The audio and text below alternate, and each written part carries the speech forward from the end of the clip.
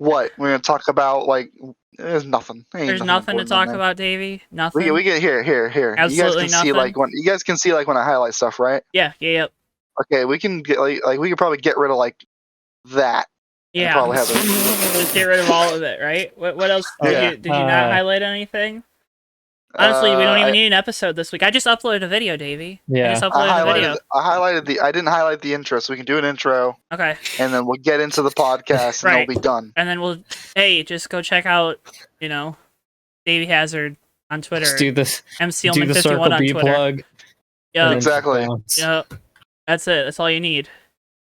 No, but in all seriousness, I do have this recording, so that's fun. But that's good. Do you want to get this Look at show? us. We're kooky and crazy. Yeah, woo, we're so relatable. Just like all those other furthermore, NASCAR people. I don't have anything. NASCAR YouTube. Oh man, NASCAR YouTube. No, we don't blindly praise NASCAR enough, though. Dude, It'd be NASCAR YouTubers. my name's I know nothing about anything. Oh no. But I want to censor that. Oh. Wait, hold on. We might end up cutting that out. Adam with it. You should just censor the name, not the content. Yeah. Put a little thing over your lips. I don't want to call anybody out, so I'll just make up a fake name for a NASCAR YouTuber. Like, I don't know. I'll go and then, so I'm yeah, we'll just make one up. It's one of my favorite John Mulaney jokes. And then I go to the good take counter, which is an oxymoron, and man, we'll get to it. We'll get to it because like when we talk about that next, I know I put in there so you guys were prepared for my little tangent that I'm gonna give because it's gonna we're gonna go places. We're gonna be like Toyota. We're gonna go places, but it's gonna be great. It's gonna be fun. That's one of my absolute favorite John Mulaney jokes. Is he's talking about the airports, and he's like, and I don't want to like rag on a airline, so I'll just make up one. Like I don't know, I'll call it like a Delta Airlines. Okay, so I'm at Delta Airlines. It's a really good one. You're a little fat girl, aren't you? And I go, no. And they go, say it. And I go, I'm a little fat girl. So I go to the Wolfgang Puck Express and I try to buy my food. And I go, can I have a sandwich? No, that coupon expired 30 years ago, or something like that. We're gonna frame you for murder. Oh man! All right, we should start the show. Yeah, let's. All right, you ready? You ready to start the show? You ready to start the show? No. Are you ready to start the show? No. Are you ready to start the show? Are you ready to start the show? Are you ready? You silly Are you ready? goose? Are you ready? All right. All right, folks. This is the Fake Racers podcast. As always, I'm Joe. I'm Matt Steelman. I'm Davey Hazard. Yep. This is the Fake Racers podcast, and we're the Fake Racers JTN podcast. And the JTN podcast. How do you screw up an intro? Like literally, welcome to Tommy's World. It's Tommy's World. We're just living in it, you know. Yeah. No, but this we got a lot to talk about this week. We're going to talk about Atlanta, Knoxville, Slinger, a touch, Nashville, New Hampshire. I'm Joe Towansky, and these are my adult-sized children. Okay. I mean, pretty much. I pretty much just run a daycare for sim racers at this point. Congrats, you just described the USRL and my job. Hey, basically. You said it, not me. You said it, not me. I can't get in trouble. Anyway, good. Back to doing the intro. Back to folks. Can't thank you enough for tuning in. Make sure you hit the like button, subscribe, check out all the other stuff we have here on JTN. But without further ado, let's talk about Atlanta. Let's talk about Saturday because I was absolutely heartbroken. Oh wait, are we talking about the Xfinity race? Oh yes, sir. Okay, hang on. I need to do something real quick. Hang on. Oh god. But Davey, did you watch the Xfinity race? That's mad. God! Yep, he's mad. Okay, so I did. I kind of was only able to loosely keep up. I did watch the end. I do know what happened. I have my opinions. Go ahead. I'm ready to discuss give your opinion. it. Give your opinion. I want to hear it. So on the Kyle Busch pushing Daniel Hemrick thing specifically. Yep.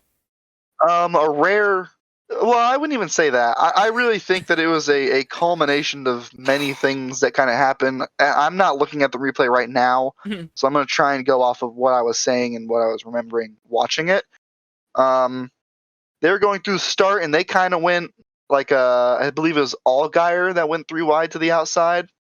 Yeah. On that restart. It might have been. It might have been Dylan, but yeah, it was somebody.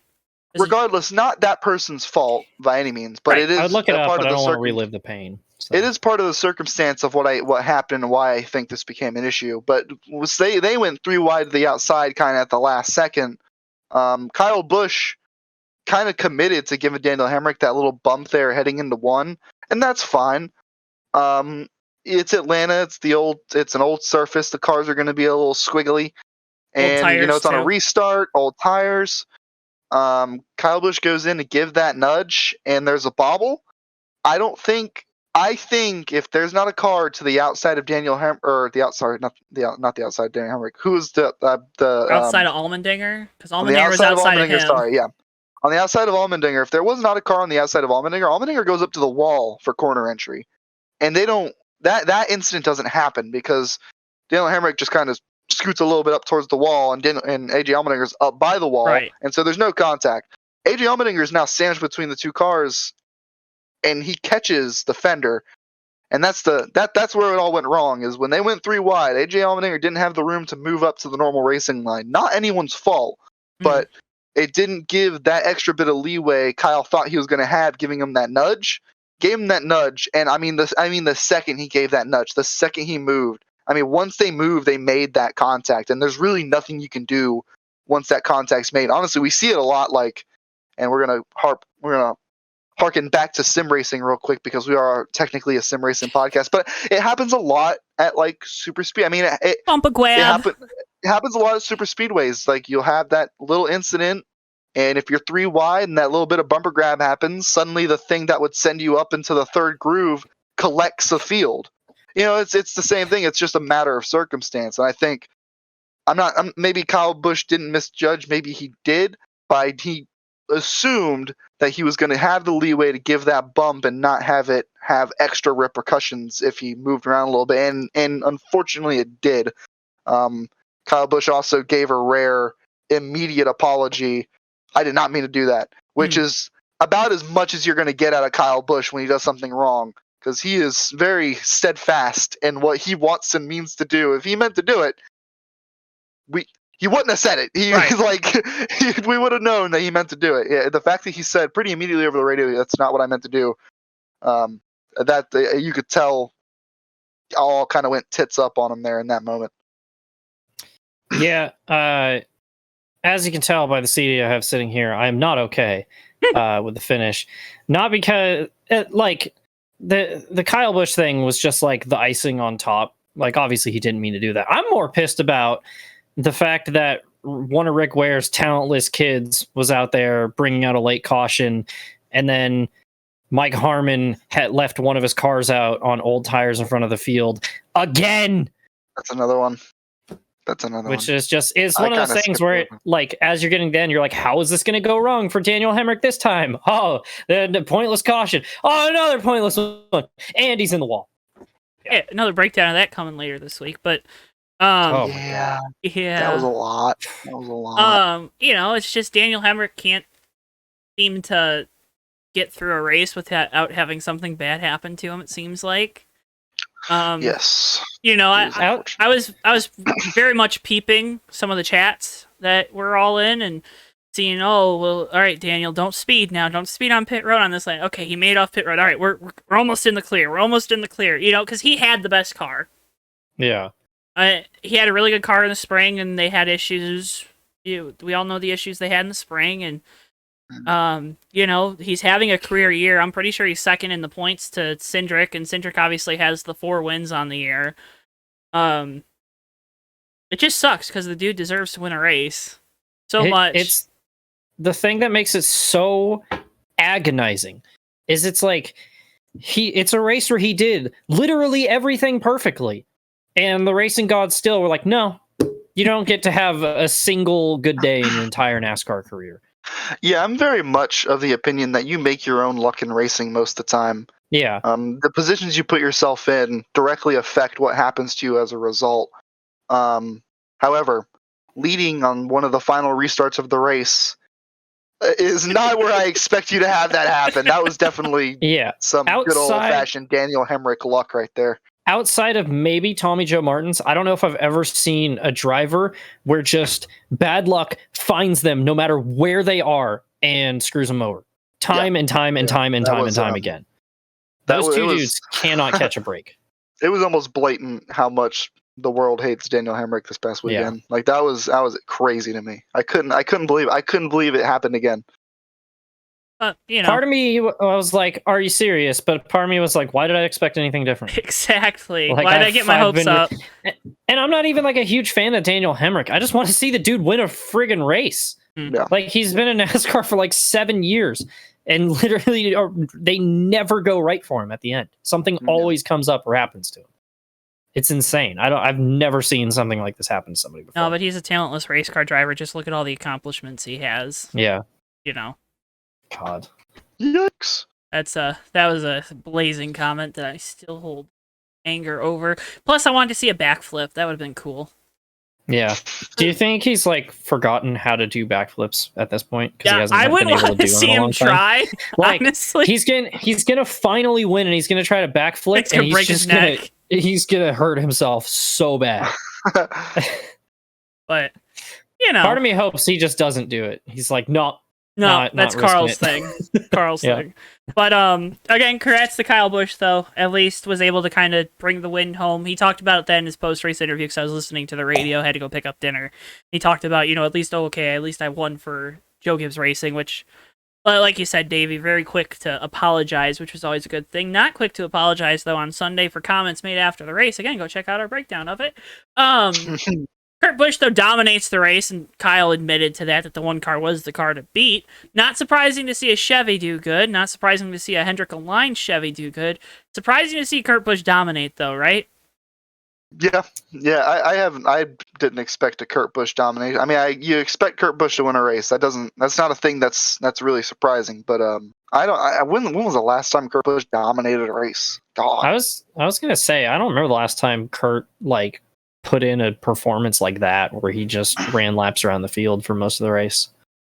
I mean, waxed him, not just dominated. I mean, he was far and away the quickest car on the racetrack. It was pretty cool. I was pretty happy with it. Go ahead, Joe. What you saying? You were just, your audio and your video was a little off from each other. Yeah. It's making me laugh. It's fixed. So now. my computer's still doing the stuff that Windows 10 updates caused. Windows doesn't like you. Oh, fun. Nope. I thought I fixed it. I did not fix it. Just board up all those windows. It'll be good for hurricane season. Thank you. No, and Kyle got the lead because they short pit, right? That's how he managed to get the lead. Yeah. And they did the whole undercut. Yeah, by a lap, and we know how much tires mean, about a second, right? And a second when a guy's on pit road is worth like 3 on the track. So it worked out for him to get the lead there, and obviously Ross was trying to stay on the lead lap. Mm-hmm. I mean, I don't think anything that he was doing was intentional in terms of people were trying to compare this to Michael Waltrip racing in 2013, trying to manipulate a race. And that's not what happened. But that's not what happened in terms of... Yeah, but that's like, why are you even entertaining that? Like, I feel like it's pretty obvious. I feel like it's pretty obvious that it was intentional, but like, it wasn't like a... Well, dude. I mean, like, seriously, like, it's your teammate about to... I didn't say anything. It's your teammate about to win a race. Like, you're gonna... If Kyle Busch is coming up on you, Kyle Busch doesn't have a history of exactly playing nice. And your teammate's in second place with a faster car, and the only way that your teammate's going to be able to get around Kyle Busch with faster car with his package is he's going to have to, get slowed up a little bit, right, to get up to the bumper, to get close enough. So, running his lane a couple laps, no big deal. I mean, it doesn't look like much to us. Kyle is obviously that's why Kyle is really mad. Kyle's smart enough to know how important that was. That's why he was so mad. He's smart enough to know that messed him up that much. Another thing, and Kyle's talked about this before this year, during the year at some of the other mile and a halves, it seems like Gibbs, they seem to think, and Kyle's under the impression, it's probably true, maybe saying impression probably isn't the right word, but has been saying they're lacking a lot of front end downforce, and then when you're running in dirty air, you're losing even more downforce. So if you're already lacking compared to everyone else, and now all of a sudden a lot of it's getting taken away too, that's where that frustration sets in. But if it was, a different car, doing the same thing, you wouldn't even entertain the thought that it was intentional, that it was just he wasn't able to get through traffic very well.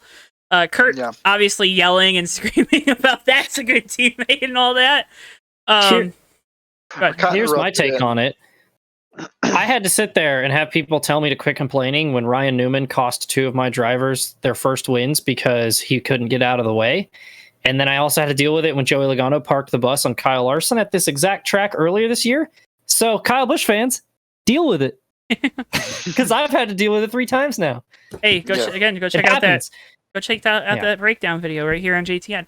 I get being frustrated, but like I'm pretty jaded about it because Newman literally knocked the front fender off of Matt DiBenedetto's car at Bristol, and then people were like, oh, get over it. You should have just passed him faster. So maybe Kyle should have just passed Ross faster. Yeah, it's also... lap guys trying to stay on the lead lap. I mean, that's the way I try to look at it. It's hard to... Yeah. It's hard. It's also really... Yeah. It's also not like Kyle ran back up on Kurt and made a move on him, couldn't make it stick. Like that. Like it cost Kyle the lead, but it didn't cost him the race. So. Yeah, it's a fair point. Fair point. I don't know. I'm also biased against Kyle Busch, so that's okay. And part of me was still mad about Saturday, so karma. At least you admit your bias. You know what I mean? That's more than what most would do.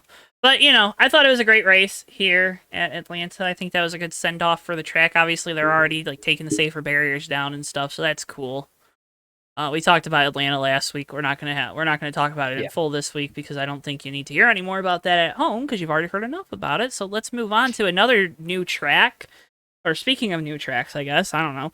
Knoxville was new for the Truck Series this weekend, and it was a cluster. Really good heat races. Really good opening 2 stages. Then we track rubbered in, like dirt tracks do, with heavy stock cars and. Yeah. And they didn't water down the track and keep up with the upkeep. Literally, and all they have to do is just farm the track again. Just do a halfway break. You've been okay with having special rules in the Truck Series before. Not only that, you already have stage breaks. Just do them then. Yeah, it really was like a better dirt race overall than we've seen in NASCAR. I think one of the better ones, one of the best ones probably. The track was prepared well for the most part at first. I know we got a lot to cover later, but I really at some point would like to take a deep dive into racing etiquette, racecraft, the why of racing. I can't. There's a disconnect with me and the other younger generation of drivers. Yeah. Not all of them wholesale, but by and large, a lot of them just don't understand how to race. You have Haley Deegan on Dale Jr.'s podcast talking about how she practices bump and runs with her driver really coach. Don't like that. What are you? I hate that. I think that might be the dumbest thing I've ever heard a race car driver say. Yeah. It just you're not learning anything. There's nothing to learn. You're hitting them. You're hitting them out of the way. And part of that is because she's talked about how because she's a girl and because she's Brian Deegan's daughter, she gets no respect on track. And she's like, well, I need to race to defend myself. But then to openly go out and be like, yeah, so I'm practicing how to hit people out of the way. And it's like, you should practice how to be faster. Practice how to pass people clean so that way you're not making them angry. And I think there's a disconnect too. I think out west, there's a different racing culture now that's predicated on that. Derek Kraus is obviously the one that everyone's mad at after this race. Haley Deegan, ran K&N West, ARCA West, whatever. Down south, it's really aggressive too right now. I saw the race at Anderson.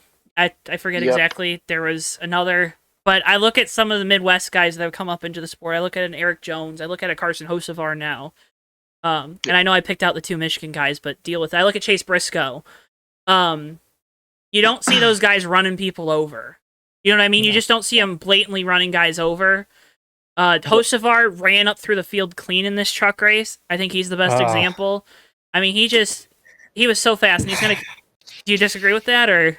No. I was remembering the last lap of that. I'm a big Carson Hocevar fan. Yeah, so. Me too. Well, I love my Michigan guys, but he's just like there's a different culture in the Midwest when it comes to racing. It seems like that's the Northeast has always been kind of Wild West, for lack of a better term, in terms of like that's where Jimmy Spencer comes from up Northwest with the modified guys. They kind of have this stereotype about them. Don't know if it's true or not, but they're very aggressive. They're always aggressive. They're willing to move you out of the way. Blah blah blah blah blah.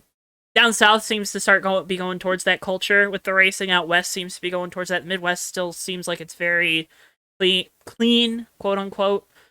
Slinger was pretty clean from all of I heard. I didn't get a chance to watch it. Obviously, we were recording our podcast last week, but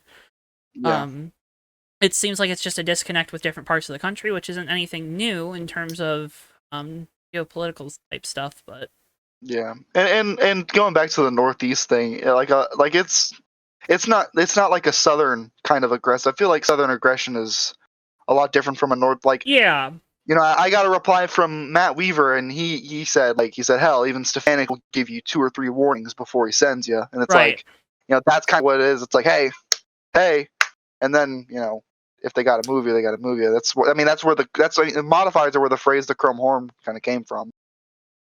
Like, my theory is because stuff like respect is something that comes from the top down, and I have my theory for a while is I think it all started because of the boys have at it thing. When part of me thinks that has something to do with it. When NASCAR told an entire generation of drivers, don't worry about it. There's no accountability if you wreck somebody. The only thing you have to worry about is getting paid back. I think that's a good point, and I don't totally disagree. I feel like that. I don't know if that's the sole cause of it, but I have a feeling that's definitely. I mean, that's contributed to how Joey Logano races the way he does. Is because 2010 was the first year of that, and who was the one who got bullied the most and all that? It was Joey Logano. Now he runs harder than just about anybody else. I think that puts too much blame on a sanctioning body that. Because we're not seeing this in just NASCAR. It's not like it's a NASCAR exclusive thing.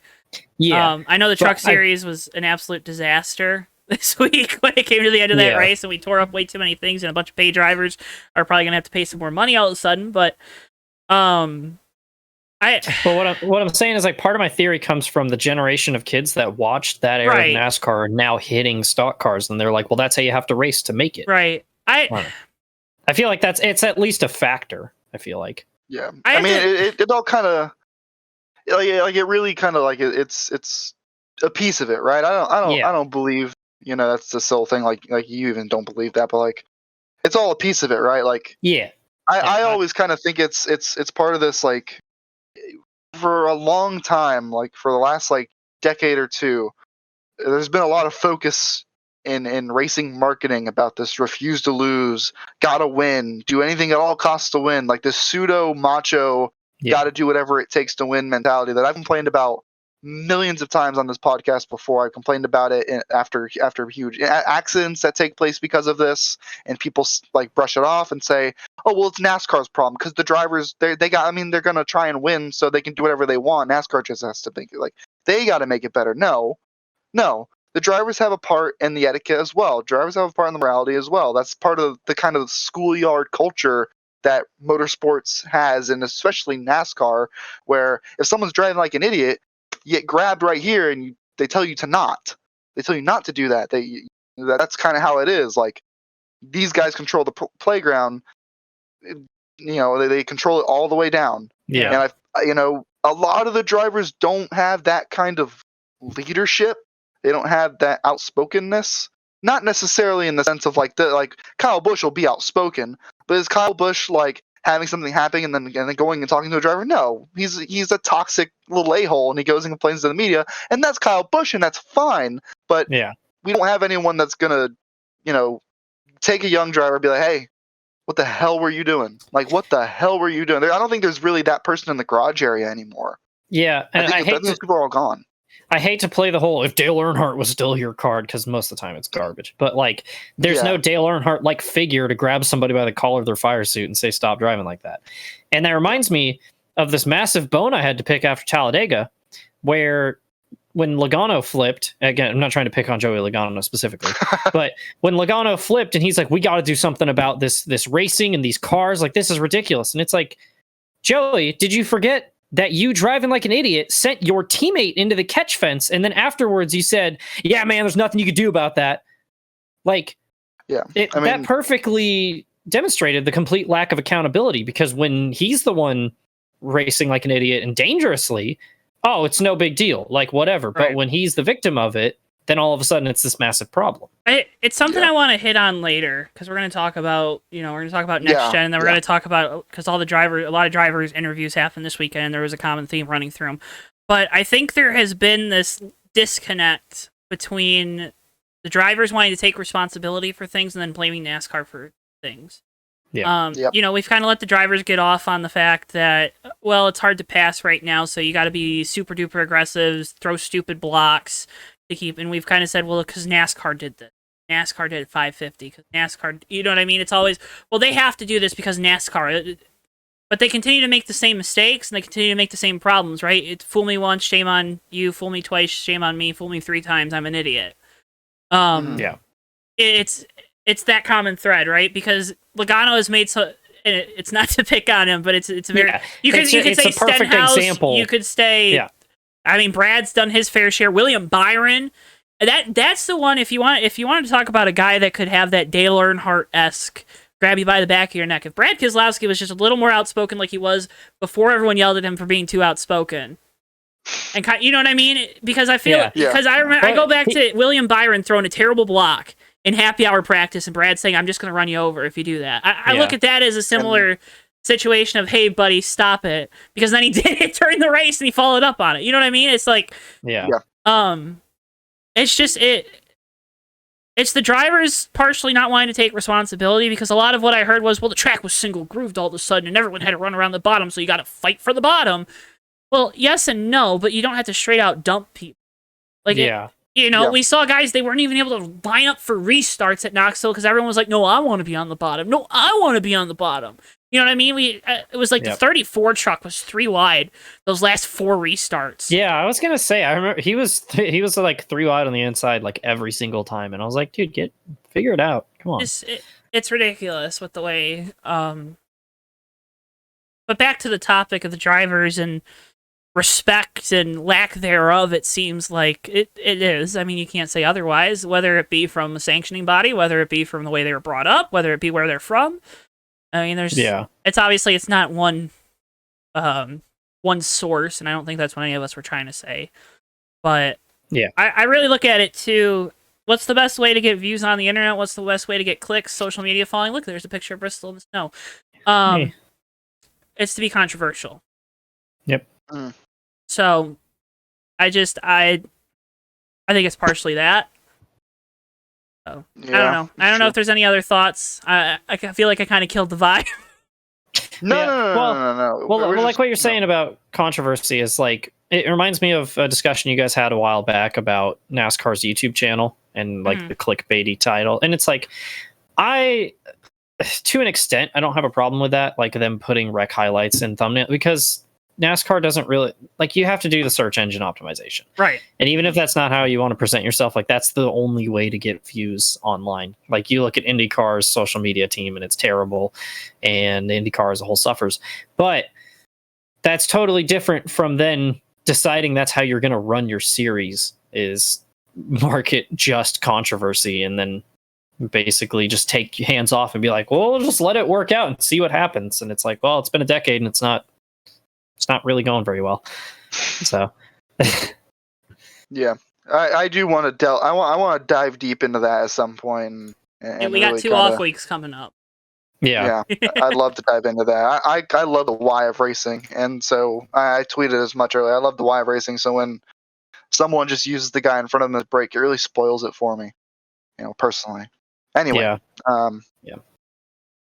well, you know what had there's a lot of controversy. Is at Slinger and the SRX controversy at Slinger. Now, I know we just talked crap about Haley Deegan for talking about practicing bump and runs, but anybody who dumps Paul Tracy is totally cool with me. Okay, real quick, I have a thing about this, because I don't falter at all for what happened, because if you watch the couple laps leading up to that, Tracy starts to crowd her. Keeps crowding her, and like Davey says, sometimes you make your own luck in racing. If you keep crowding somebody, eventually that guy on the inside, or girl in this case, is gonna make a mistake. Like, it's gonna happen. I didn't see that as her just driving it in like I've seen him do. Like when he ran over Ernie Francis, broke his own car. and then said, "Well, Ernie just ran me over. I don't know what he did." Like, Paul Tracy in SRX so far has been a perfect example of you reap what you sow, because he races everybody super hard, and like I think it was Elio that he was just beating on or whatever, and then he was like, "Why are you mad?" And now he's gotten dumped 2 weeks in a row, and he's complaining about it a lot, and everybody's like, "Well, I thought you weren't taking this seriously." Remember week 1, he was like, "Oh, Michael Waltrip, he's terrible. Yeah, he ran me over," and you look at the wrecks that Mikey was in, and Paul Tracy ran him over like 3 times. It was like, yeah. I do gotta say, I am not like I said this last week. I'm not a Paul Tracy fan, but I am not gonna be surprised at all if Paul Tracy's shtick is he's gonna be the villain. And by all means, I've enjoyed every friggin' second of it. It has been such a blast watching him. It's a blast watching him get all butthurt and bent out of shape, but it's also a blast watching him get railed around on the racetrack. I mean, like, you do need that guy you don't like. Right. A lot of people don't like Paul Tracy. You know, when they were putting together the roster, Stewart and Evernham were like, who's gonna be our guy? Who's gonna be the heel? Like, who's the guy who's gonna put butts in the stand? Oh, it's Paul Tracy. We gotta go get him. Paul Tracy, the only thing is, I think Paul Tracy thinks people are laughing with him, but everybody's just making fun of him. Right. I'm sure there's that subset of people that are laughing. Like, people that don't know Paul Tracy probably think it's like, that's crazy. But and that's a really good point. That probably is exactly the thought. I mean, it was probably the same with Willie T. Ribbs. Willie T. Ribbs is just, I think he's been out of a car for a really long time, so he's a little out of shape. Willie T. Ribbs would also be that guy if he kind of Bill Elliott gets in shape a little bit. Yeah. I think, Willie and Elliott, I think they were just like, let's just have fun. Yeah. I'm just going to drive a race car for a little bit because I'm Willie T. Ribbs and I'm cool as hell. Yep, exactly. But exactly. Marco Andretti dashed the dreams of Fenhaas, and that was sad. Because it's a big moment for a young kid that's younger than all of us. Wait, how old is he? 17. Oh my god. Yep. I'm 9 years older than him. Man, Marco Andretti has been quietly impressive in full body cars for some reason. Like, I don't get it. I think it makes no sense. I think he's taking it very seriously compared to some of the competitors. You know what I mean? Right. Yeah. I do love everybody who's coming out. It's like, has Marco Andretti just been a stock car driver trapped in IndyCar for the last 15 years? I mean, maybe.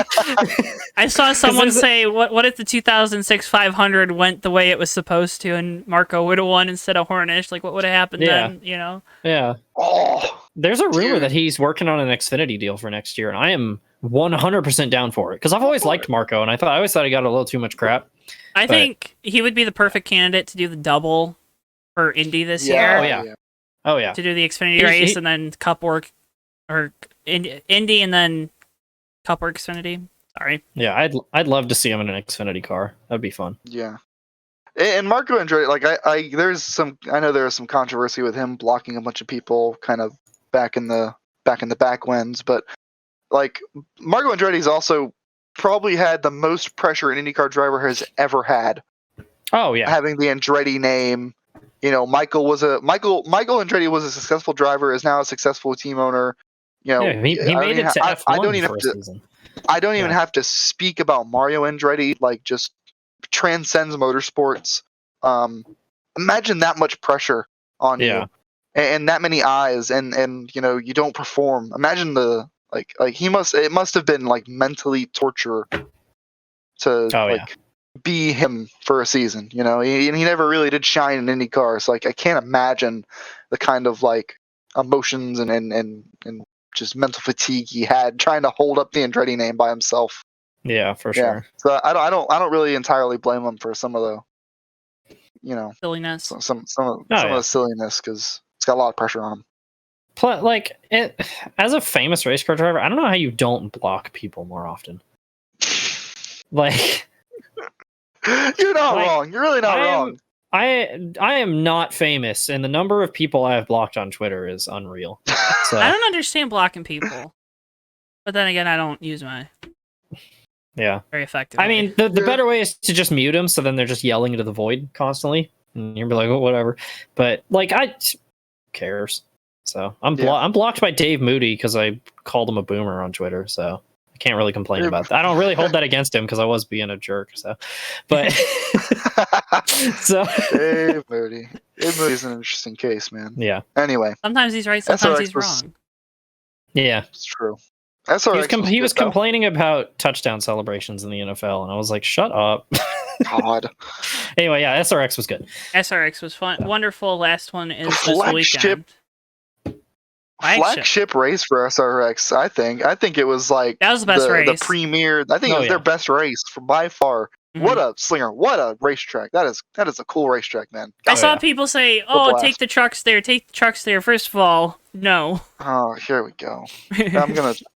We're not going into the more short track argument. How Knoxville went? Do you really want to send trucks to another short track like that? Yeah, no. But I don't even want to get into the more short tracks argument right now. We've exhausted it enough. We'll come back.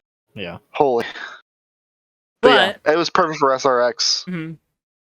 The thing I love about SRX is I'm outside of maybe Paul Tracy. I'm trying to think of who's come out of this series not looking good. Because I mean, you look at Willie T. Ribbs and Bill Elliott, and it's like there's literally no expectations for either of them. But you look at Elio's been really competitive in a closed wheel car, as well as Marco. Ernie Francis Jr.'s put his name on the map. And then you have Fenhouse and even people like Haley Deegan who've shown up and run well, and it's like, hey, they can cut it. So SRX has been all winners so far. It's been a raging success, I feel like.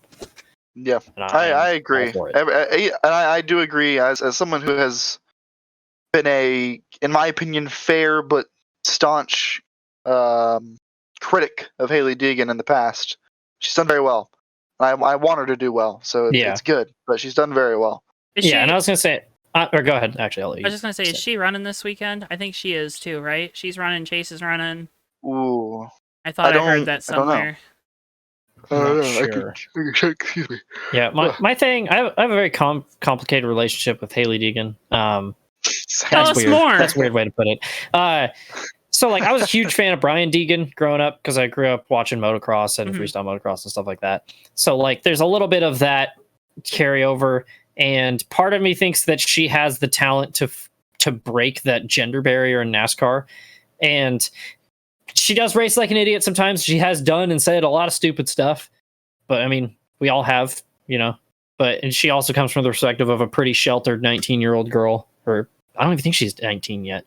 I don't know. It's I can't. I know she turned 18 last year, but I can't remember. Anyway, I don't know. I like Haley. I like Haley.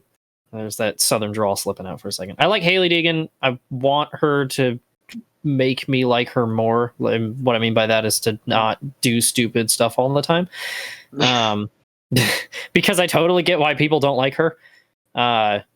But I am rooting for her because I think her success would be really good for NASCAR if she ends up being successful. Yeah, agreed. And it is Chase Elliott and Deegan both in the SRX race. I wonder if we'll talk about it. We'll talk about it. But are we good with Slinger? We're good with Slinger. Good with Slinger. Well, we're gonna sling some deals at you. Make sure you use code JTN at CircuitDiecast.com for free shipping on your order of $20 or more. Again, that's code JTN. We got the link to our Circle B Diecast picks in the video description, as well as to their homepage and CircleBDiecast.com. The only place to buy diecast on the web right now because the Lionel website's down. So, hey-oh, look at that. That's not trash talking, Lionel. That's just a fact. I'm going to go first this week because I don't want anyone else to take my pick. Folks, you should pre-order Bubba Wallace's DoorDash PetSmart car 124 from Nashville. Obviously, Bubba didn't have the best of day because he got hit by a brake rotor.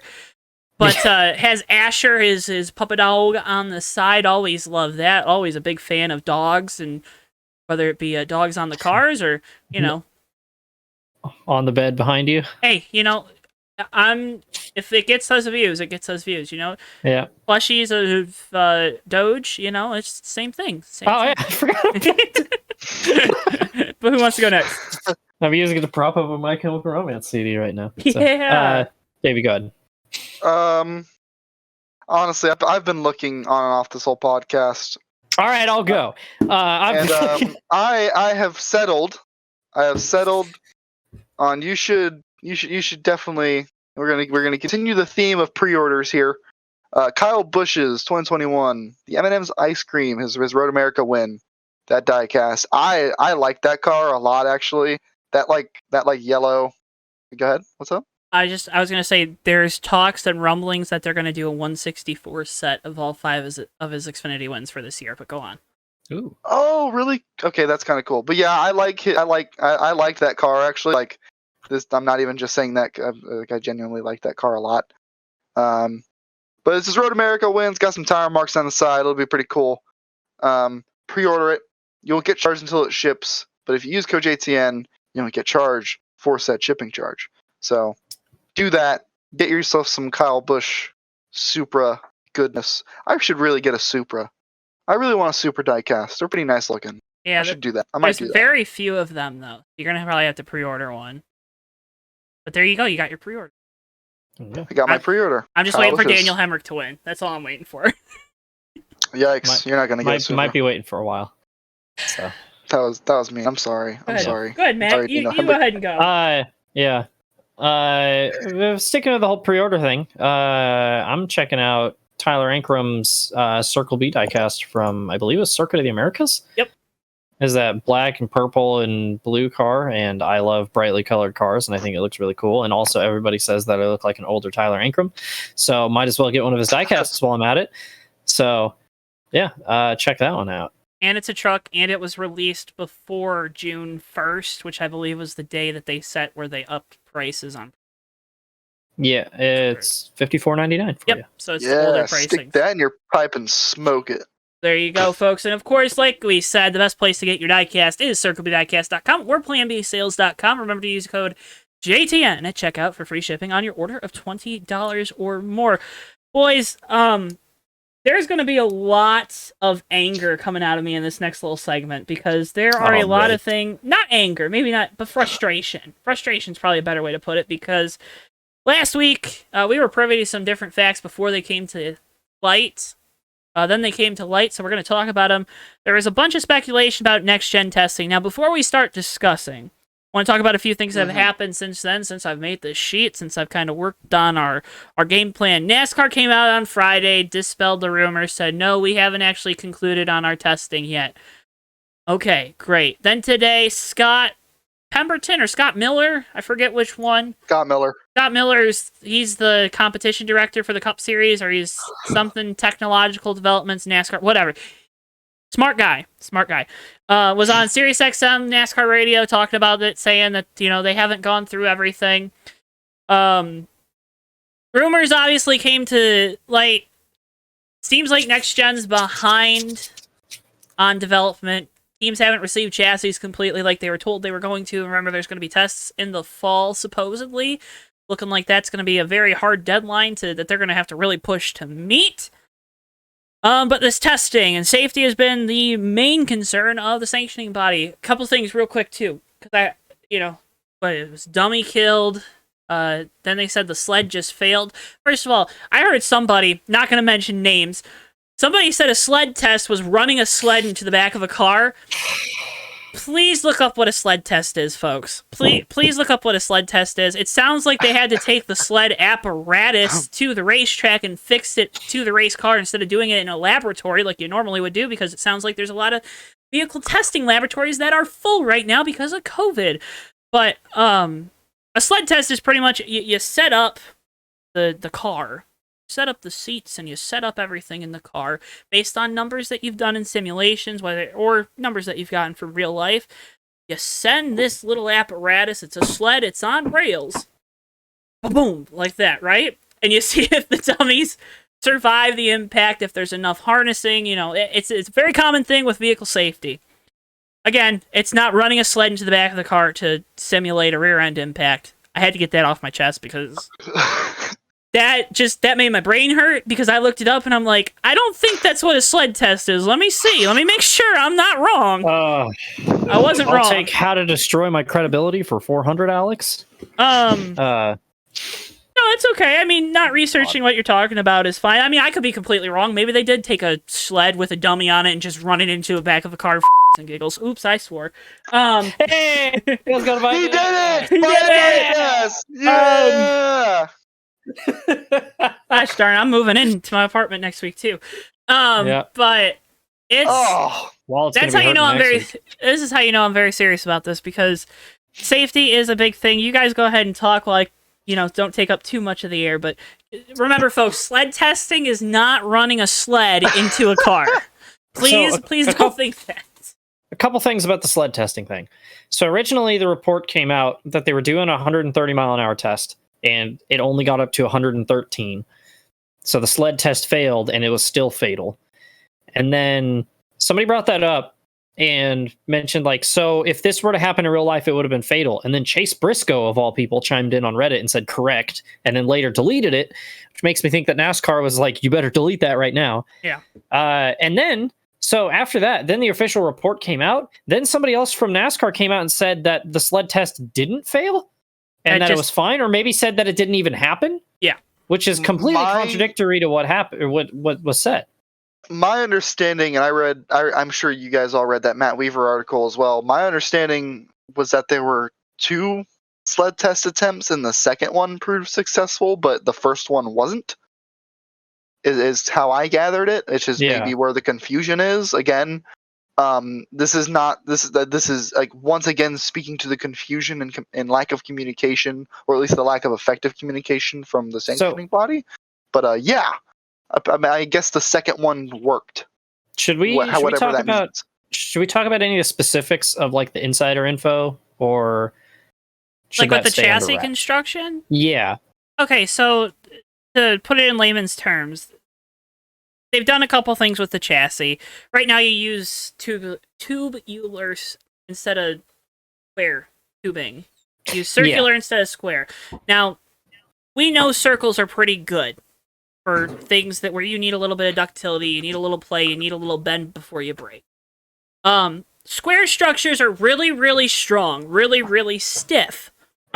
However, when something is stiff like that, when something is rigid like that, it has a higher likelihood to fail spectacularly. That's not the technical term for it, but you have things worth, shattering, which was a big thing that we heard. But we can use a Michael Waltrip 2002 diecast. Yeah, Mikey. All right. For the poor audio listeners like my dad. Yeah. Hi, Davey. So I'll do my best to explain in an audio manner as well, but this will help as a visual diagram for those watching. So, stock car chassis.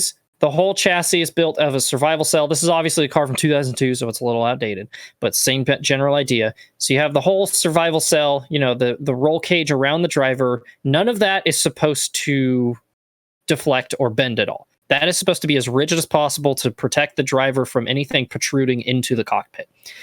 Now you'll see the front and rear ends of the car are much more bare when it comes to roll cage.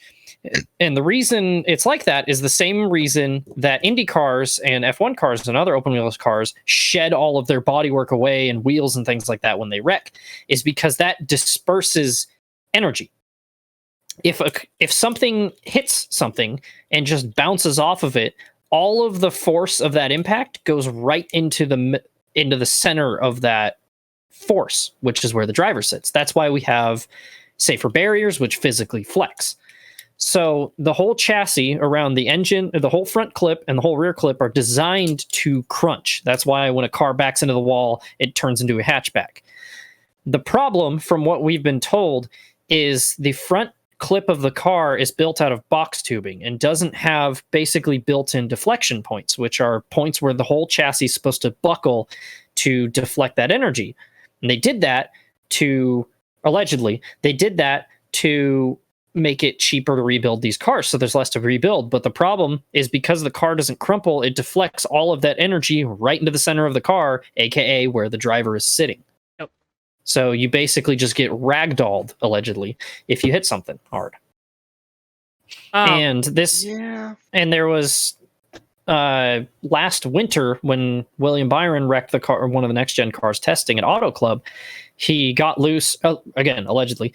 The rear end stepped out and he slapped the outside wall. And it recently came out that that William has allegedly said that is the hardest hit he's ever taken in his career. And I'm trying to remember what wreck NASCAR said it was on par with G-force wise, and he barely hit the wall. So that's scary. Like, that is not a good sign, if that's true. So it's about energy, right? Energy cannot be created nor destroyed. You can store it. Yep. And there's all kinds of things you can do with it, right? Safer barriers work. It's dissipating that energy. Those foam blocks absorb the energy. You increase the contact length too with the wall through that instead of it, hit the wall and then bounce back. Crumple zones and just in passenger cars.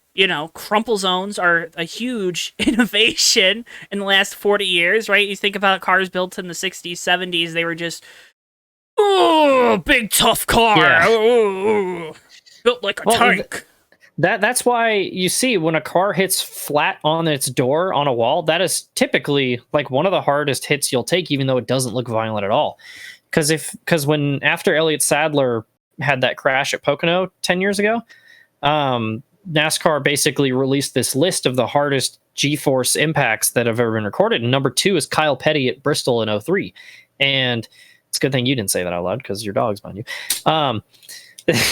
And like the way he hit was he just like spun around and just pancaked flat on the driver's side door. It's not even that hard of a looking hit, but because there's no crumple zone, there's nothing to dissipate all that energy. It all goes straight to Kyle sitting in the driver's seat.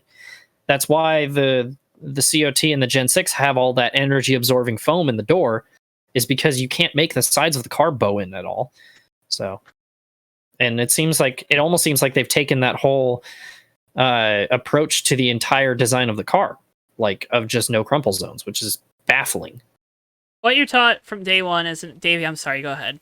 No, you're good. You're good. I don't have anything special to add. I'm not an engineer, so. What you're taught, I'm not either. I just read a lot. What you're taught from day one, when you're taught ethics as an engineer, safety is always the number one concern, right? No matter what you're making, whether you're making a pooper scooper or a jet engine, safety is the number one concern. I was under the opinion, and I don't know if this has changed or not, but it's a failure in terms of if you are now testing it and it is still not safe, your first concern, you failed. Because your first concern always has to be safety. NASCAR did a fantastic job in the development of the COT and the development of Gen 6 in terms of safety. How many drivers should be dead right now if we were running Gen 4? We will never know. Well,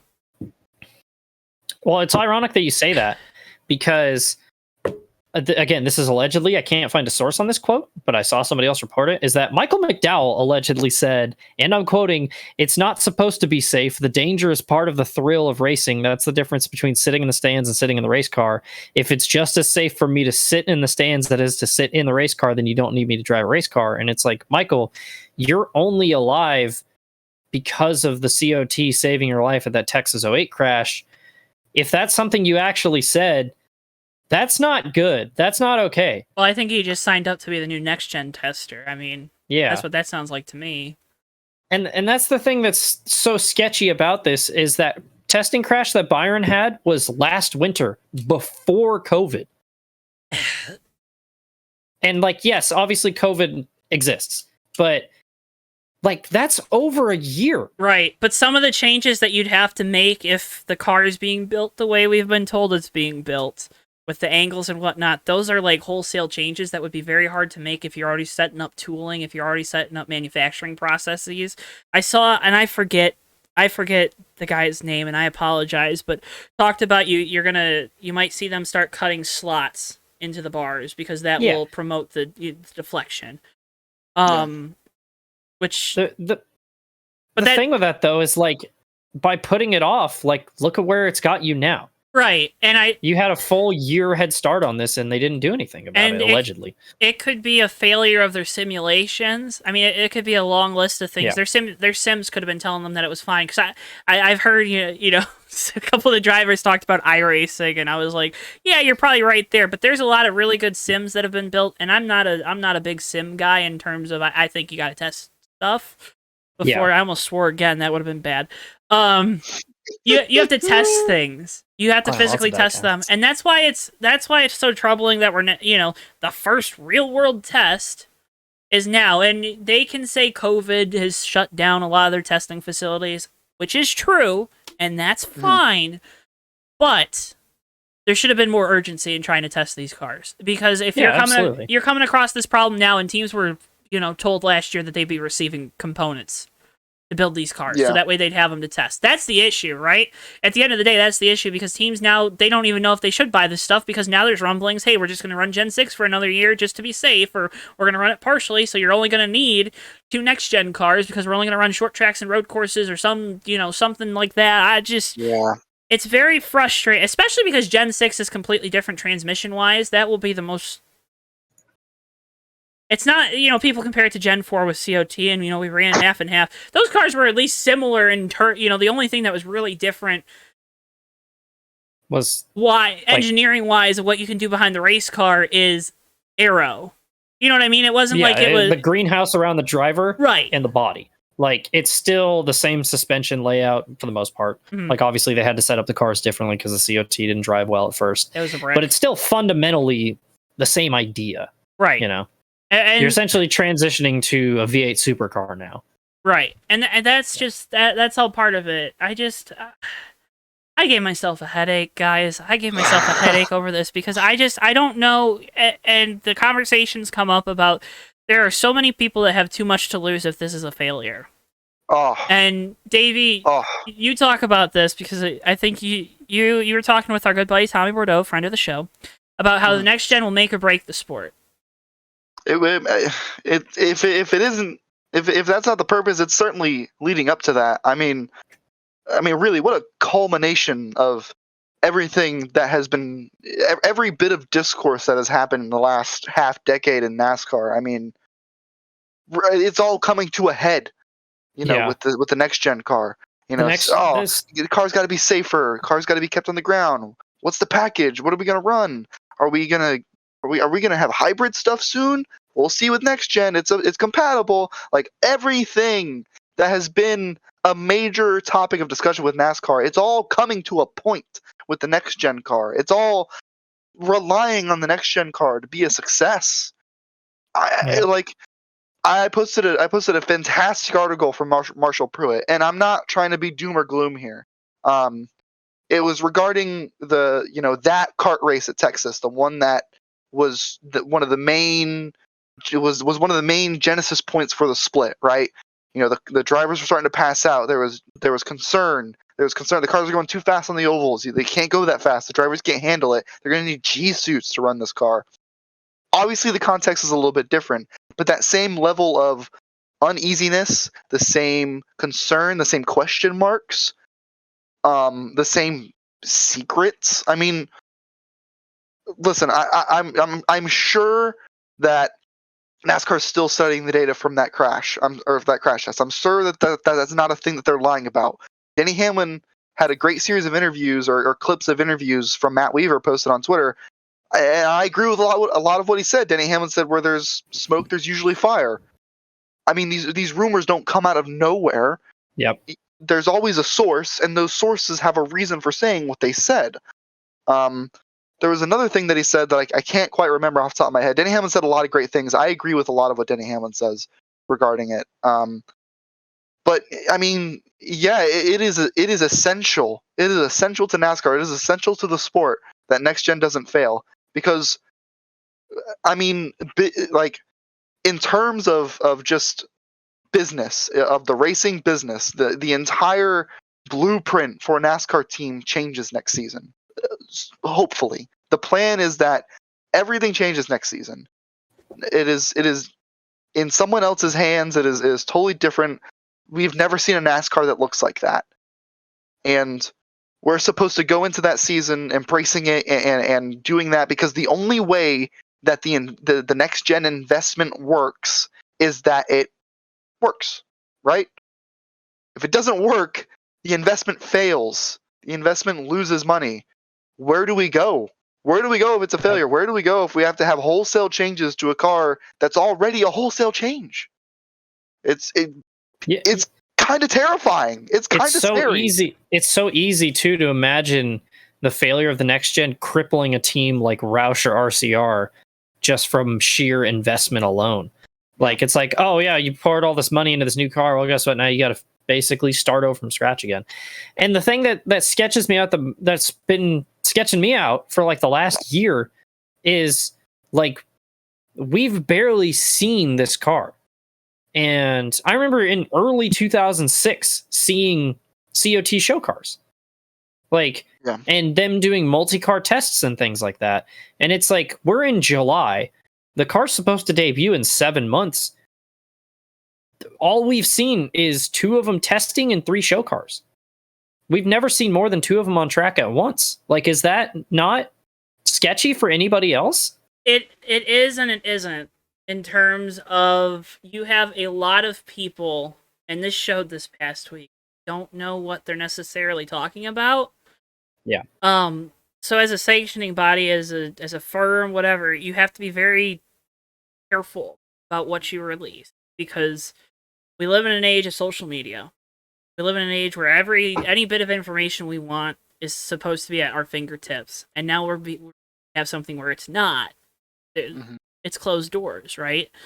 Yeah. I look at the process of the COT. You look at Gen 6, which Gen 6 was a lot slower in reveals than COT was. I see this as that progression. I don't think it's troublesome that we haven't seen or heard. I think it's troublesome that the firestorm that started last week hasn't been dispelled with anything in fact. You know what I mean? Yeah. And it's not to say it's not to say that NASCAR needs to release everything. I don't care about what the G-forces are. I really don't. I want to hear what the doctors have to say, but I don't care about the G-forces. Exactly. It's not about releasing every little bit of information. It's about making sure you have a list of facts that you can present.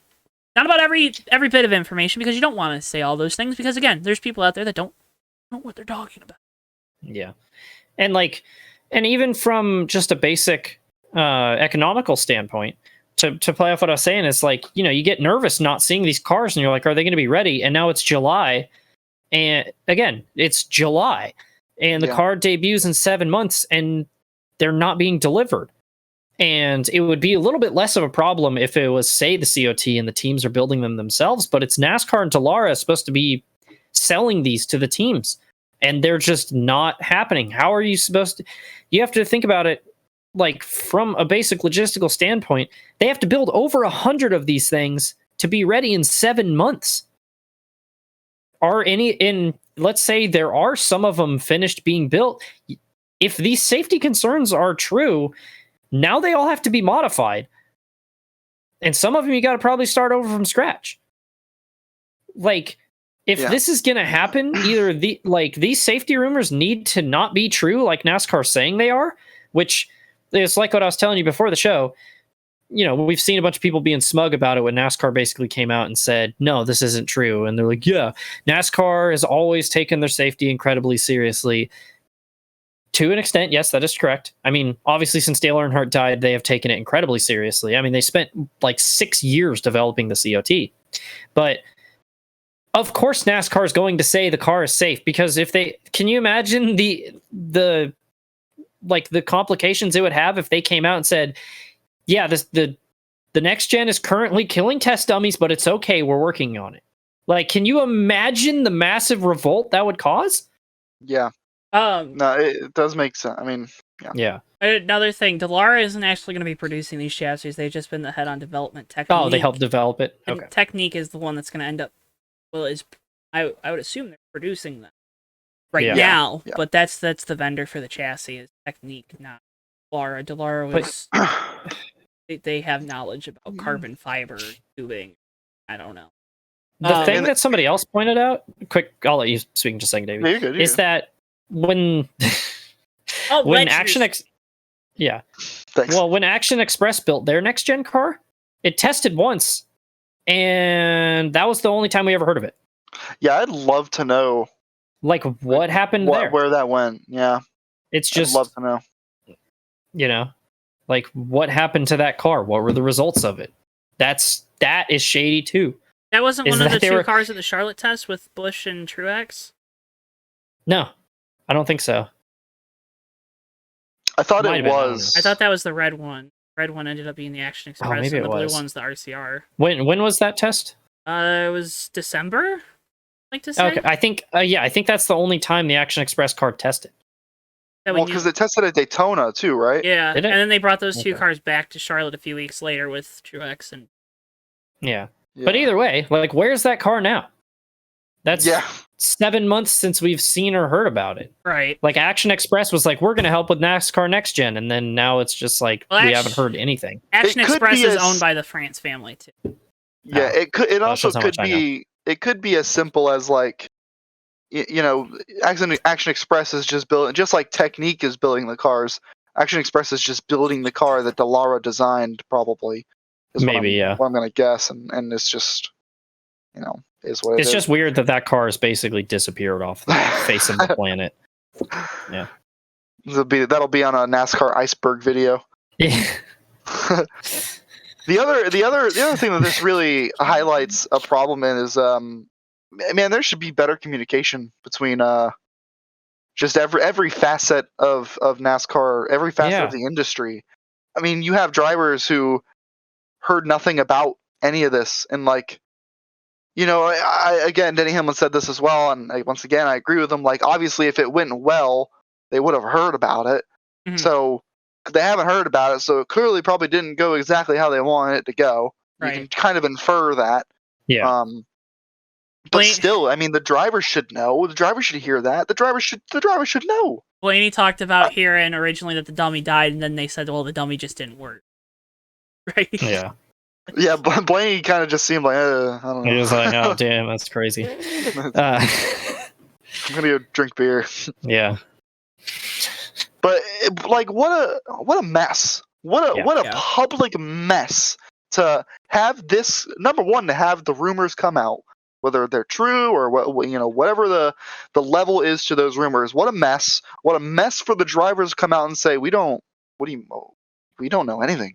What are you talking about? Oh my gosh, NASCAR could not look worse right now in terms of that. I mean, it is not a good look for, you know, publicly, one of the biggest aspects of your sport to not know what's going on. What's going on. Like, the people who are going to be affected probably the most by this and their families, they don't know. They have no idea the safety of the car that they're supposed to be racing in 7 months. Right, and that's a good That's a good transition to our next topic. One final thing, though. I worry because, you know, they've sent off all this data to different neurologists. I worry about these results and these diagnosis of said results being rushed in terms of trying to get information to the public. Because we've seen, and you've seen this with it's not a NASCAR, you know, it's not just NASCAR, it's not just the sanctioning body. Yeah, it's with a lot of companies. Sometimes you start rushing things because, you know, you have all kinds of pressure to rush things, and even other forms of motorsport. Formula One with the Halo, which has saved countless lives at this point. But then you have IndyCar, who made a really good aero screen that works, and you look at the Halo, and it's like, you know, Felipe Massa almost died because a spring hit his helmet. That Halo wouldn't have stopped the spring. Right. And it's like, it was a direct response, and it would have saved Jules Bianchi's life. Jules Bianchi, whatever. It would have saved his life. But at the same time, there are other things that we could have done. We rushed the Halo because the Halo made sense, and it was a good look to get the Halo. Exactly. But I mean, in reality, an aero screen, like, you know, similar to what IndyCar has. I mean, they're going to keep developing the aero screen when IndyCar gets their new car in like 2047 or whatever. Like, but, you know, it was a rush. It was a rush, and drivers are still vulnerable, in my opinion. To things. But that goes back, and it goes back to our next topic, specifically again with NASCAR and just a general disconnect between drivers, the sanctioning body, and the tracks as a whole. Again, NASCAR. So Bob Pockris reported this, and I don't think anyone really knew this is what was happening. But NASCAR is now taking the top 20 drivers and owners' points, putting them into a pool before the races on Sundays. That's why you had the big media session with guys Denny Hamlin, Brad Keselowski, Kevin Harvick, all the top 20 drivers. Chase Elliott, I'm sure he gave a couple little grunts here and there to questions. Just a lack of personality, Matt. Just a lack of personality sometimes. I know. I just want to drive my race car. I thought it was funny. Yeah. NASCAR can just tell me what to do, and I'll just be like, okay. Yeah. Thanks, Chase. You guys already talked about Denny Hamlin. He had a lot of really good quotes. Where there's smoke, there's fire. In regards to Atlanta, and I'm paraphrasing here, but he went along the lines of saying, it's frustrating that we're not even consulted. And they say that, well, we're just going to do what's in our best interest if we are consulted. No, if they actually told us what they wanted, we could at least help them get towards their goal. But now it seems like they don't know what they're going for. They're going to fail, which I thought was a really good point, because last week when I talked about it, I said, hey, along those lines of you can't let drivers dictate how a track is.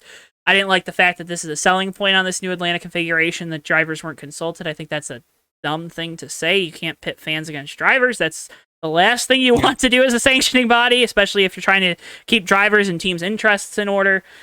Mm-hmm.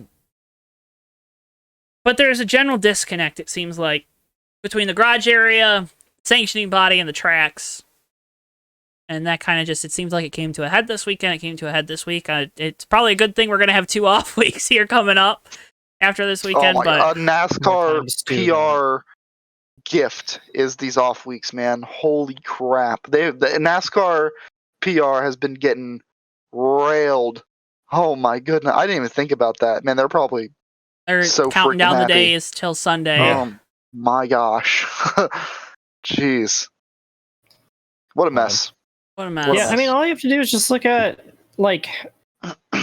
people's comments after the race and talking about how I'm going to miss this place so much, and it's like, yeah, come on. Yeah, but then again, people were complaining about the end of the race with Arrow and all that, which is it goes back to NASCAR running the package they're running, but it would still it would still be an issue with a small spoiler and more horsepower, just so everyone knows, because side force is king, because that's how we develop Gen 6. The Gen 6 is fundamentally flawed. Let me show you, because remember when you have race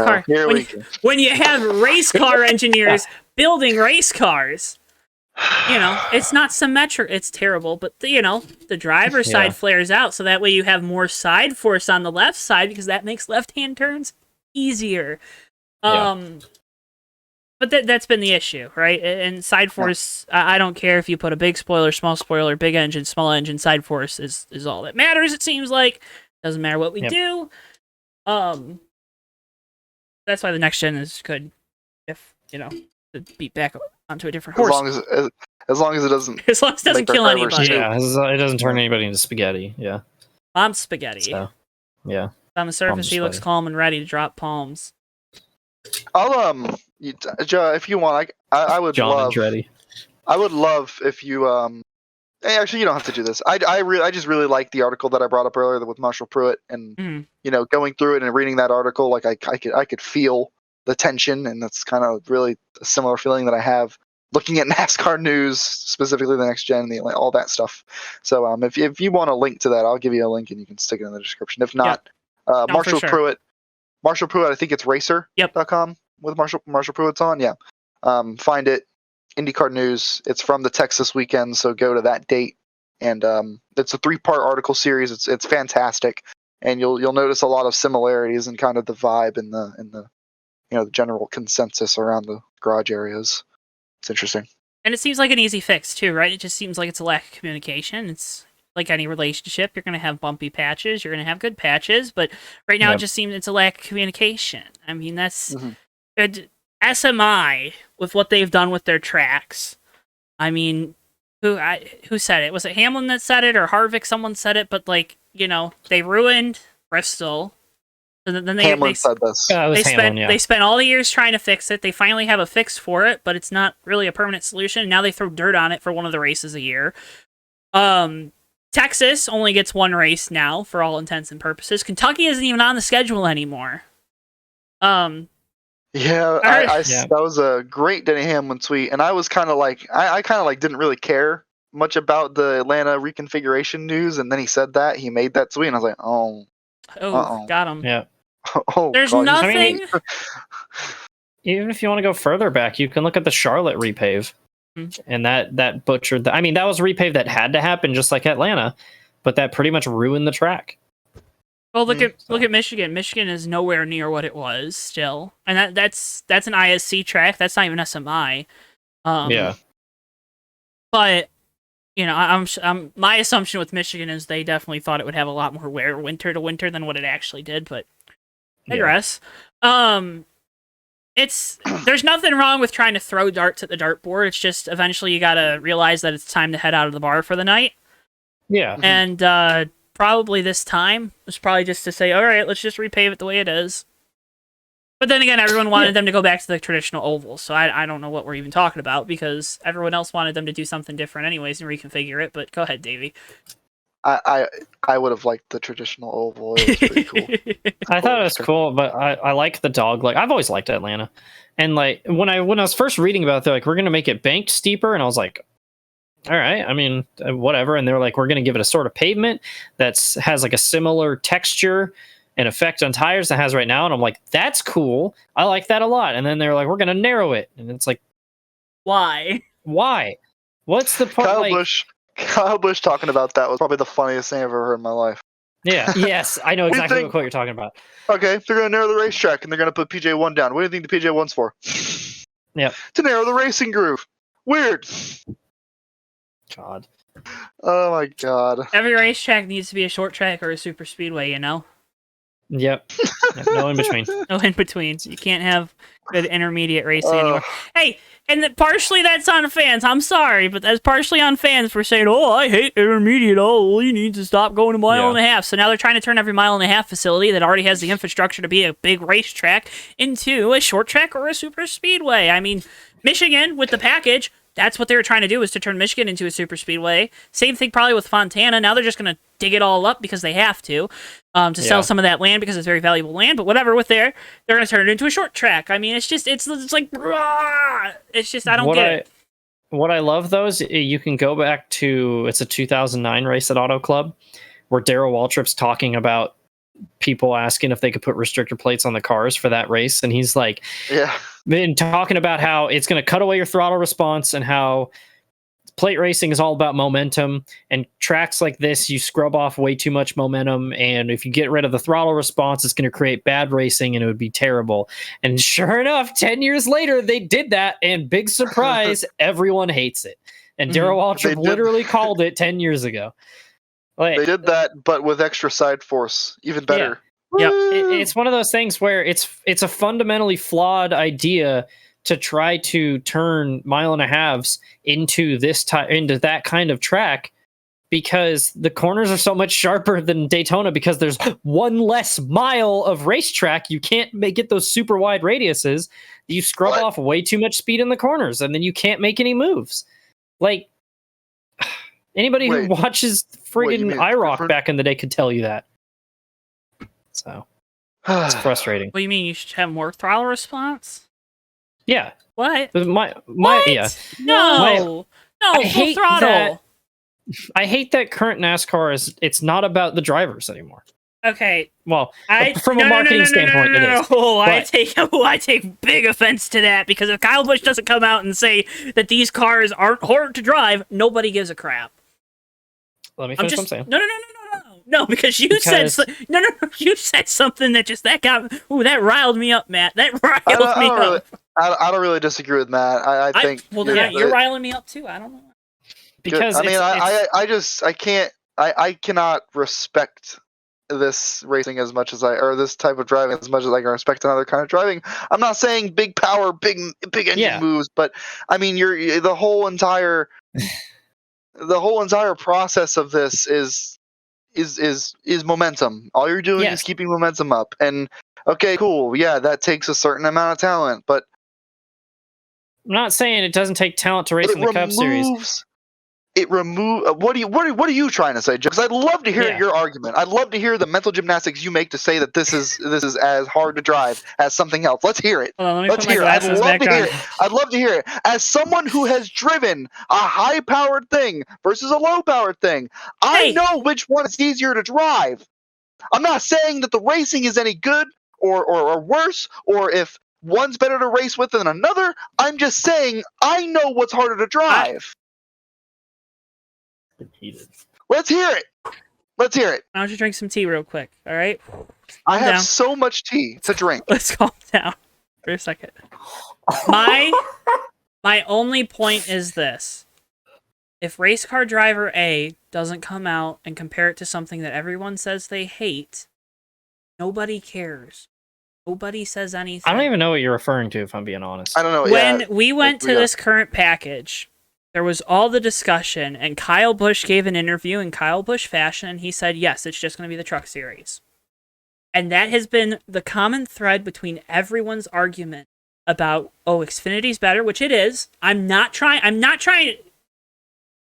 My point isn't that these cars aren't easier to drive, because inherently I see Quinn Half save a race car, and I don't believe that with his experience he should be able to save a cup race car from turning around in the corner when it's loose. I don't, right? It's not to say that these cars aren't easier to drive. It's the fact that the general opinion from fans has stemmed from one statement, and you wouldn't know otherwise looking at it. I really don't think you'd know otherwise. Yes, you would. Yes, you would. Don't think so. Throttle tracing. On that. Yep. The steering, like just the steering in the cars, the driver, the way they steer. It is obvious. It's obvious. It is so obvious. I mean, all you have to do is look at the finish of the Cup race and how the main deciding factor was that a lapped car got in the way. Well, it made it all about track position. I think it takes a lot out of the driver's hands. Yeah. That is where my problem, I'm not saying you gotta be turning right the whole time. That's a load of malarkey. But your main purpose in a Cup car today on an intermediate is how long can you stay full throttle? If you can stay full throttle for a really long time by yourself, you're probably going to win the race, because that means you're also probably up front. That's not hard to do. There's no finesse. There's no. I mean, you're really not doing anything special with the car.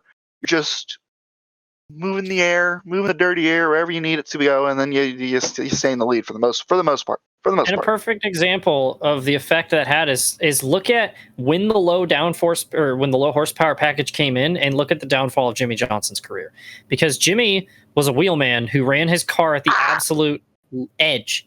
Ask Junior about that. Okay, ask Dale Earnhardt Jr. He's talked about this when Hendrick switched shops and he got all Jimmy setups, and he talked about how Jimmy ran his car at the absolute limit of how loose you can make a car. And then all of a sudden NASCAR stopped being about handling the car, and it's how much you can stay in the throttle. And then Jimmy fell off a friggin' cliff. Doesn't it say something to the adaptability of a race car driver too? I mean, yeah, but at the same time, Chevy also produced a complete garbage car. All the Chevy guys struggled. Whose fault is it? Is it NASCAR's or Chevy?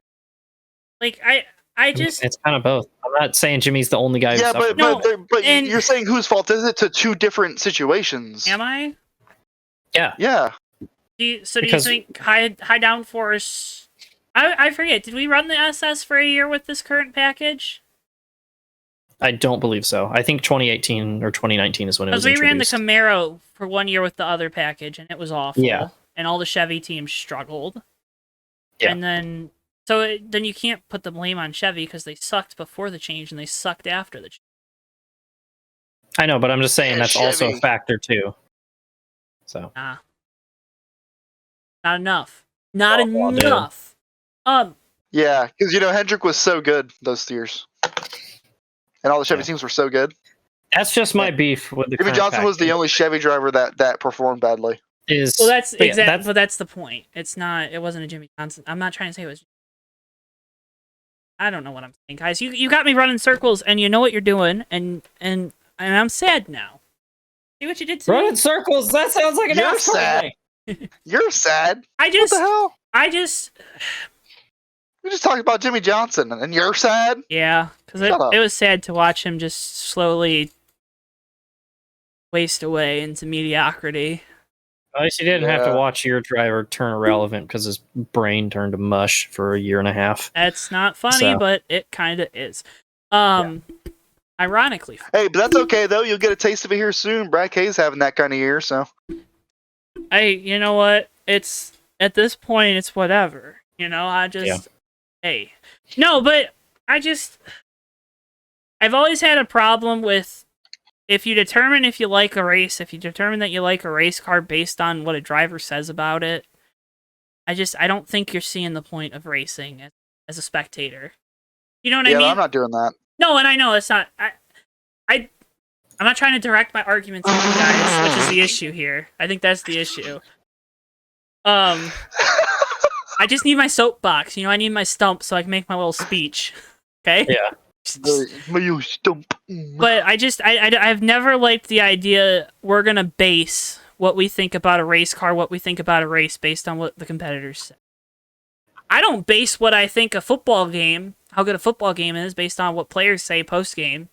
I don't base, what I think about a baseball game, based off of what a catcher or a pitcher or a hitter says about what an umpire said. He just kept making bad calls off the plate all night. And blah, blah, blah, blah. I don't say, then that game must have sucked. It's about adaptability. And I don't know. Some guys can adapt better. Some guys' skill set is definitely, I think he brought it up, Jimmy Johnson's skill set, edge of control, right? I think that's the argument. Fine. Adaptability in racing, that's what we lost with Gen 6. It's a fair point.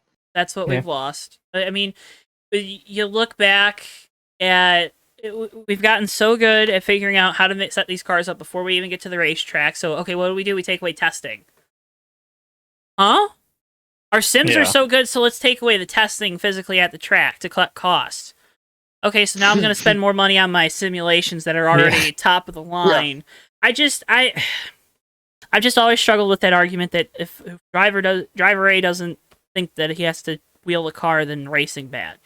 And because there's so many more things to that. There's sims, there's the fact that the rules package really has not changed all that much.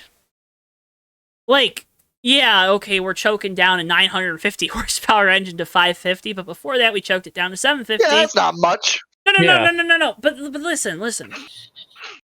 Again, what do I base everything? Here's a Mustang. Let me see. I don't have any other ones around here. But I got a Gen 4 though, and look at that. Oh, it's still got that left side flared out a little bit. Ooh. Here, this is the ideal race car.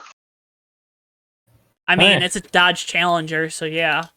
Yeah. Ideal race car. I mean, and to NASCAR's credit, like the last two seasons have been like remarkably better and more entertaining than 2019 was, and that's because the rules package has stagnated over the course of 2 or 3 years, and teams have kind of all started to gravitate towards the central solution. Which actually, okay, this reminds me of a bone I had to pick with an episode you guys did without me. I think it was before my first episode where you guys were talking about the rules package, and Joe said, "Yeah, here we go."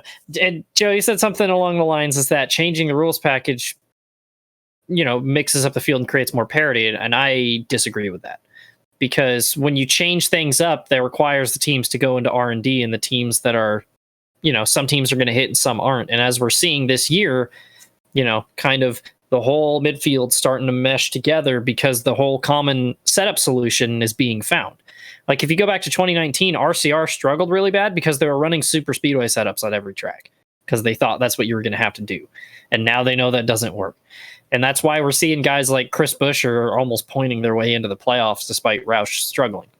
So, to NASCAR's credit, it has been better this year. Yeah. Teams are starting to figure it out. But the full friggin' package in the car is still fundamentally flawed, and you can only do so much. I guess to circle back to that point, I guess that kind of goes to my thinking about challenges, and I want a different challenge every single year. That's what I want as an individual, but like maybe that doesn't necessarily promote the best racing. or at least parity among the field, and I think that's a very good point that I didn't even think about. So, gold star. But I do think that, and again, it disconnect between teams, drivers, tracks, and the sanctioning body. There's a better solution out there. Oh, absolutely. Than leaving the rules package constant. There's a better solution than changing it every year. There's better solutions. They haven't been found because no one wants to talk to each other. That, in the end, is the biggest issue. Because no one wants to have a conversation anymore because I am right and you guys are wrong. Yep. True. Correct. And that's the thing too, is it seems like it's a top-down thing where everybody in NASCAR is putting their fingers in the ears and going like, la la la, we're not listening. We know better than what we know that you guys want to reconfigure Atlanta. The drivers actually don't know. No, I can't hear you. So, yeah. Hey, it is what it is. Well, a lot of the higher ups in NASCAR, I'm gonna ruin any chance we have of ever getting anything official, but they need to get out. Just get out. Leave. Yeah. And it's one of those things something different where you thought Brian France getting outed would have fixed things, and to an extent it helped a little bit, but there's still so many yes men, Rob Kaufman, within the organization of NASCAR, which are and like, I don't want to drag this on too long, but like, yes men, but there's also, I mean, a job at NASCAR isn't the job it once was.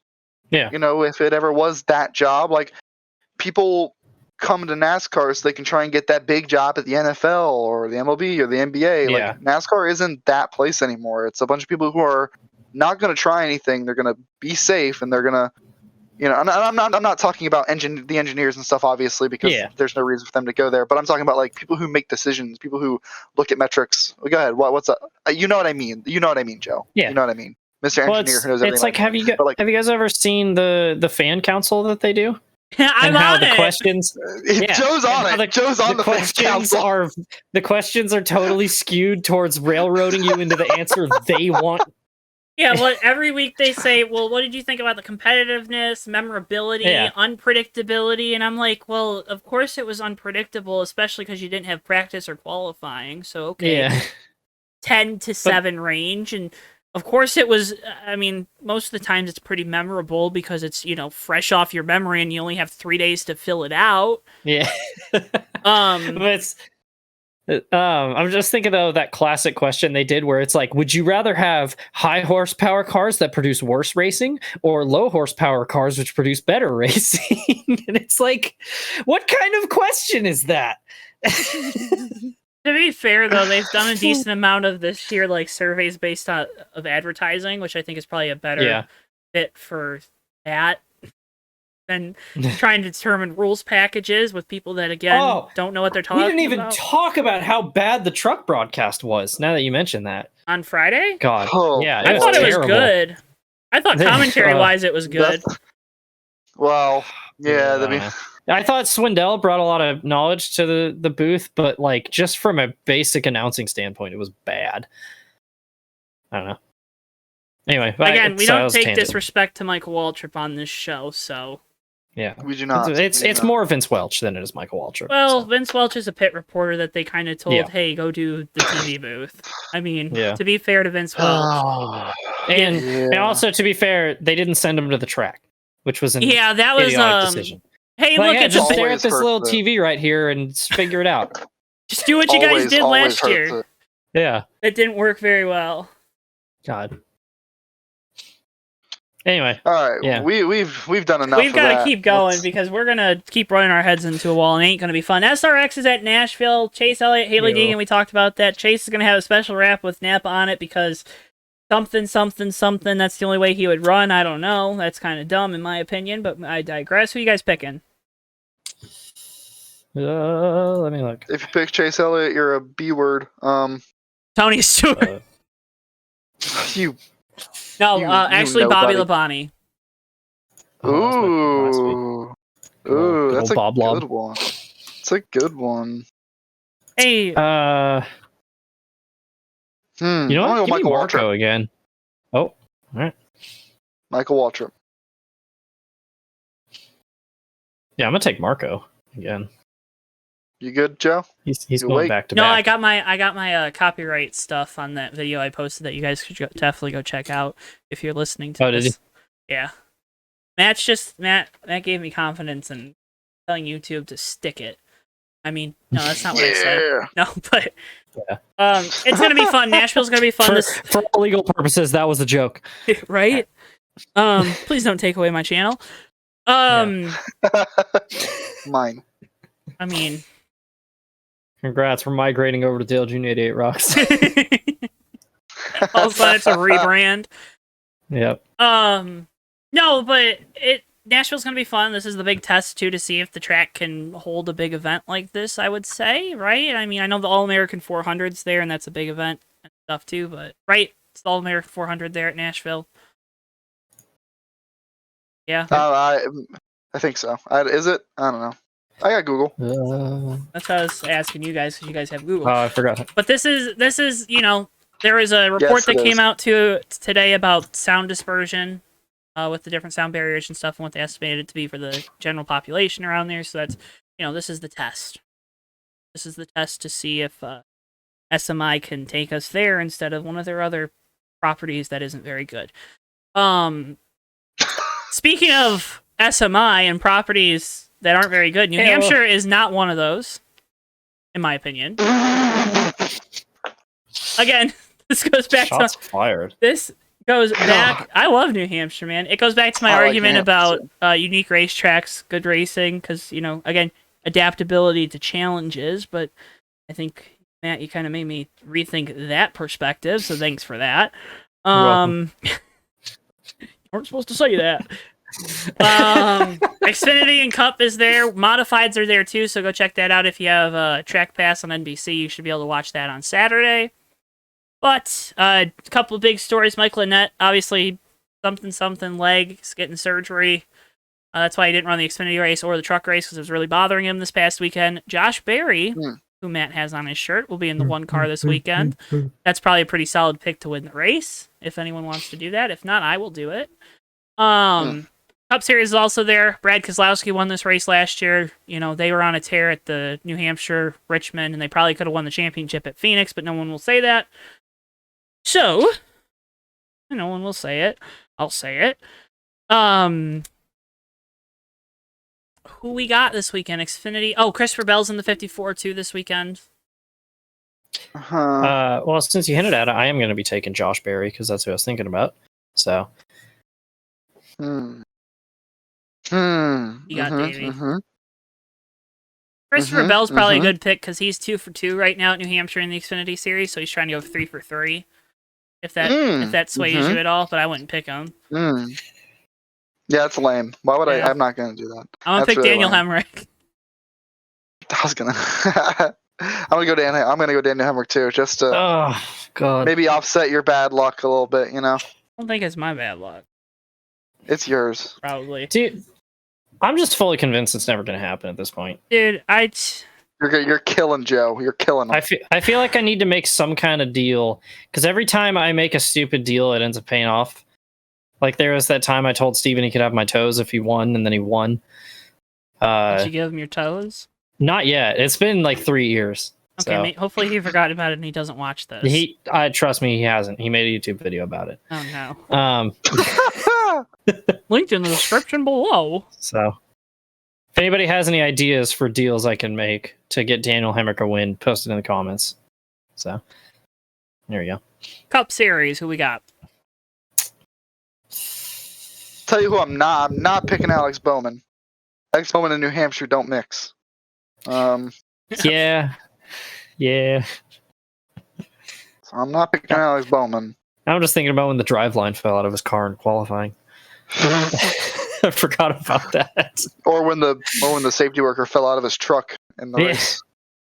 That was the race he made his debut subbing for Junior, and he ran like top 5 all day and then blew a right front. No. The safety worker, he was in the 7 for Baldwin. No, sorry. I mean, New Hampshire was the track, not the same race. That's okay. Yeah. Yeah, no, he and New Hampshire don't mix very well. If you pick Kyle Larson, you're lame too, by the way. I want to pick Larson though. I mean, you can pick him, but you gotta be okay with being lame. That's a good pick. I've been okay with being lame my whole life. Yeah, give me Larson. You're lame. You're so... Yeah. Get out. Make sure you guys go to Dale Jr. 88 Rocks on YouTube and just comment lame. Unsubscribe.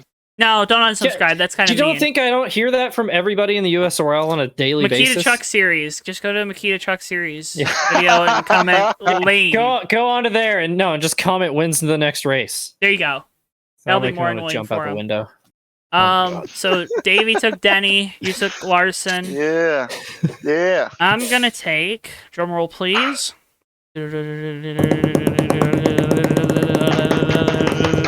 Kevin Harvick. My fingers. I just beat the hell out of my desk. Kevin Harvick's got to win a race. This could be it. Nah, he doesn't have No, to. he's not. I mean, He's not going to win it's a not that I race. want him to, but I feel like he has to eventually win one. And this could be the one. Because they've been really good here the last couple of years. So, I don't know. That concludes our show, though. All right. Mercifully for you folks at home. Sorry. We're at 1 hour 40 minutes. Now, God, I bring some chaotic. Oh my God, we're at an hour and 40 minutes. Yep. I'm so sorry, people. I bring some sorry. chaotic energy to the show, don't I? I like how they're apologizing to people at home, and I'm the one that has to go through and that. Yeah. You're the one who swore this week too, so you can't even blame Yeah, but that I wrote my time code down, so that's good. You know. Ooh, that's tough, man. Well, Davey but isn't swore the and he wouldn't consequences of admit my it, inactions. so that's cool. I didn't swear. I didn't finish the swear. Yeah, but I mean, You have to buy half a diecast now. you have to buy a 164. Yeah. When I get that Daniel Suarez, I'm gonna chop it in half. Before we get into Bye byes. outros, I want to give a quick shout out to, because we mentioned it, but I want to give a quick shout out to Michael Annette, because dude has a fractured tibia and he's had it for the last 2 weeks, and he finished third at Road America with basically a broken leg. So Michael Annette, dare I say, built different. So That's pretty cool. Get well soon. That's a good fact. Built different, like can't flying wait to- J and pilot stations. yeah, get well soon. That's awesome, man. Looking Shout out forward to to watching you run Michael Annette. 12th again. So It's gonna be really sick next year when he doesn't have a ride and he's a real estate agent. Anyway, that's the podcast. Sorry, Michael Annette fans who listen to this, all -6 of you. we've got one in the USRL. So Who? Wait, who? do you know Dale? He's only run ARCA a few times. He's a Michael Annette fan. If I knew Dale better, I would message him right now and tell him how stupid I think that is. You think I know people outside of the Cup Series? He's an SRD guy, so that's where we know him from. So Right. Oh yeah. Anyway. You know. Okay. Anyway, let's end this podcast now. Let's 'cause end it's it, almost 2 folks. hours long. Make sure you hit the like button if you're on YouTube. Make sure you hit the like button if you're, or the follow button, whatever podcast platform you're on. Make sure you're subscribed to us here on YouTube. We got a new video that came out, dissecting, kind of. I don't know. I tried to have fun with it. Maybe you like it. Maybe you don't. Dissecting the finish to Atlanta, kind of talking about why dirty air and blah, blah, blah, blah, blah. And, you know, watching why it's not as bad as maybe you would once think. If you want to hear more from Davey, you can go to... I'm a little tired. Why don't you do it?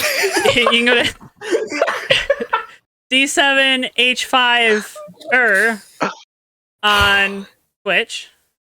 Is that right? Davey Hazard on Killing it. Davey Hazard on Twitter, and that's the only two I'm gonna say because that's the only two I know off the top of my head. I think it's at Davey Hazard D7H5 on Twitch.